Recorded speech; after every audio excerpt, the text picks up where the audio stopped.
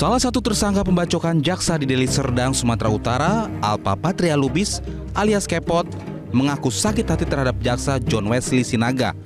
Kepot yang diduga menjadi otak dan memerintahkan seseorang untuk membacok John Wesley Sinaga dan stafnya ini mengaku dimanfaatkan John Wesley dan telah memberikan sejumlah uang demi meringankan tuntutan. Kuasa hukum tersangka Kepot, Dedi Pranoto, menyebut jaksa John Wesley pernah menangani perkara yang menjerat Kepot pada tahun 2024 silam.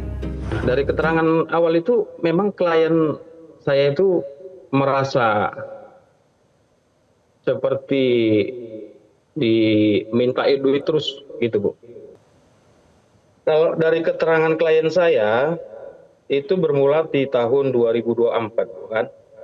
Itu klien saya ada beberapa perkara di Kejari, ditangani oleh Kejari Deli Serdang, Kejaksaan Tinggi Deli Serdang. Yang pertama itu kasus pengerusakan, yang kedua penganiayaan, dan yang ketiga pengerusakan. Dari situ, Bu, bermulanya. Sementara itu, Kejaksaan Tinggi Sumatera Utara membantah tudingan bahwa jaksa John Wesley Sinaga melakukan pemerasan terhadap Alpa Patria Lubis alias Kepot, tersangka utama pembacokan. Kepala Kejaksaan Tinggi Sumatera Utara, Idianto, menegaskan tuduhan tersebut hanya alibi yang dikarang oleh tersangka. Karena sering diminta uang itu, dengan penjelasan dari korban tadi terbantahkan. Terus motifnya yang lain yang pastinya belum tahu. Belum masih perlu pendalaman. Tapi setahu saya di dalam berita itu ada 3 perkara ditangani oleh si korban.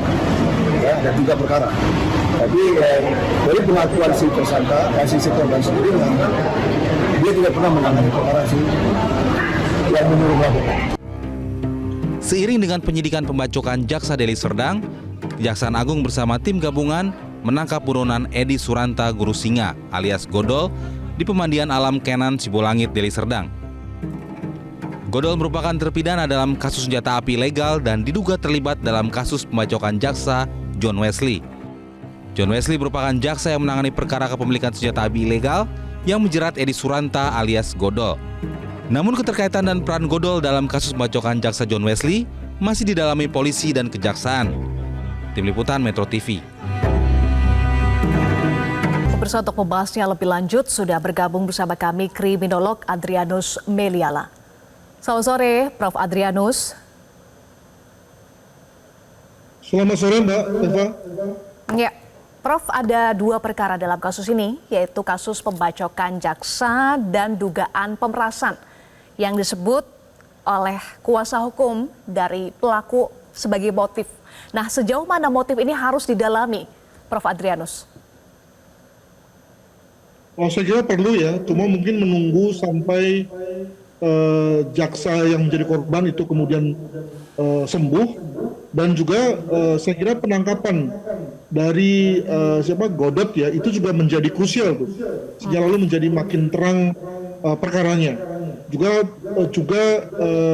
kemungkinan pihak-pihak yang ikut ya, saudara Asensio yang juga menjadi korban, itu saya kira perlu juga untuk kemudian dijadikan sebagai bahan keterangan.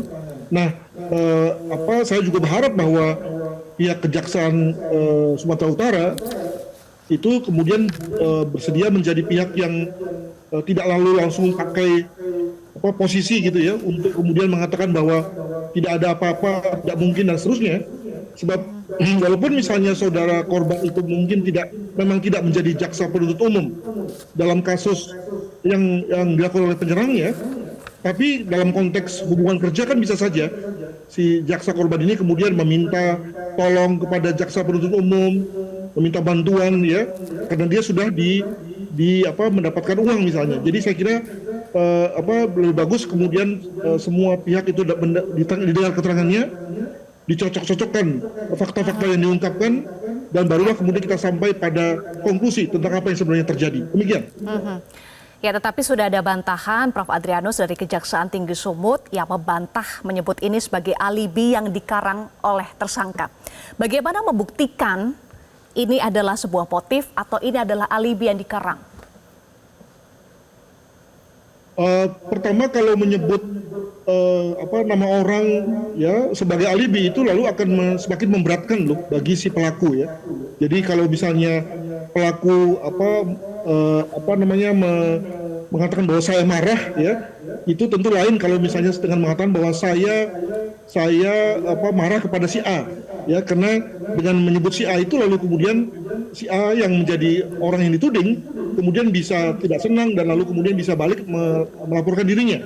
Dengan kata lain, kalau memang pihak yang dituding sebagai minta uang itu kemudian ternyata tidak benar, maka tentu itu malah akan makin memperumit masalah yang dihadapi oleh pelaku penyerangan maksud saya. Nah, demikian juga ketika sang jaksa korban juga menyebut bahwa tindakan si pelaku itu diakibatkan karena ya disuruh oleh orang yang kemarin DPO dan sekarang sudah tertangkap. Itu juga menurut saya jadi makin mempersulit masalah ya, karena nanti pihak yang disebut namanya tentu tidak suka ya namanya dikait-kaitkan. Jadi dengan kata lain, maka daripada kemudian kita makin melebar masalahnya karena tadi ada pihak-pihak yang tidak suka karena namanya dikait-kaitkan, maka kemudian ada bagusnya kemudian semua pihak-pihak yang terkait ini kemudian didengar keterangannya secara resmi. Dalam hal ini apakah oleh kejaksaan atau oleh komisi kejaksaan misalnya, itu juga bagus tuh ya untuk menjadi pihak yang berjarak ya dan independen untuk kemudian kita sampai pada apa sebenarnya yang terjadi, begitu. Tentu ini harus didalami lebih lanjut ya. Kalau menurut Prof. Adrianus, bukankah untuk membuktikan adanya dugaan pemerasan harus ada bukti-bukti lainnya? Karena sejauh ini kan hanya ada keterangan dari pelaku. Bagaimana membuktikan adanya pemerasan?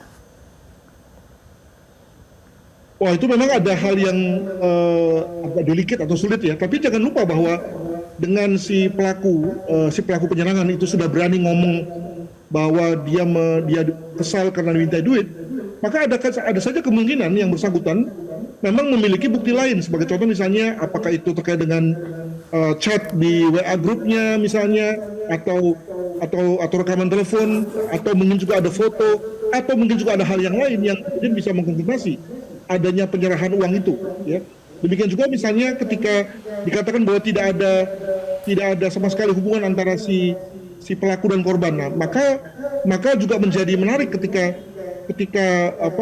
yang bersangkutan sebetulnya sudah berkomunikasi untuk datang ke kebun sawit dan kemudian lalu berkomunikasi dan tiba-tiba saja kemudian lalu si pelaku menyerang.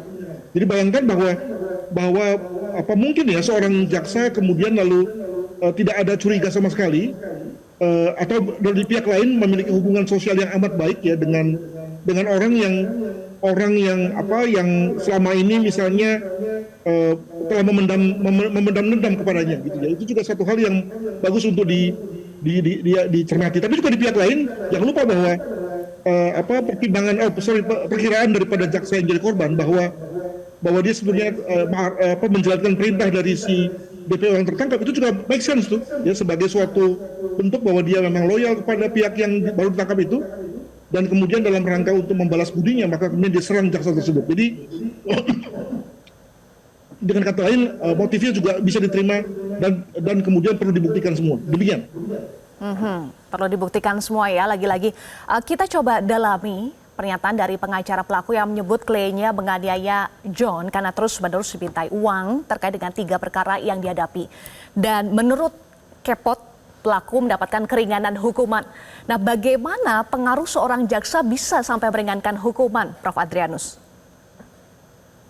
Ya tentu tidak bisa kita pakai perspektif normatif ya, karena tentu dalam rangka meringankan hukuman itu ranahnya ranah pengadilan ya.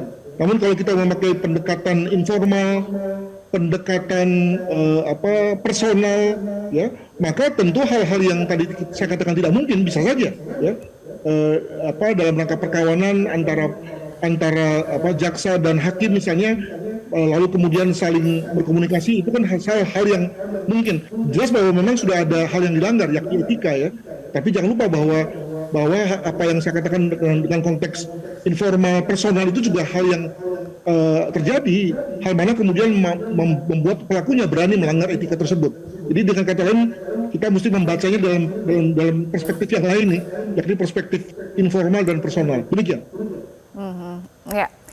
Prof. Adrianus, apakah dengan kasus ini, kasus pembacokan terhadap jaksa, menguatkan urgensi Perpres perlindungan terhadap jaksa, Prof. Adrianus?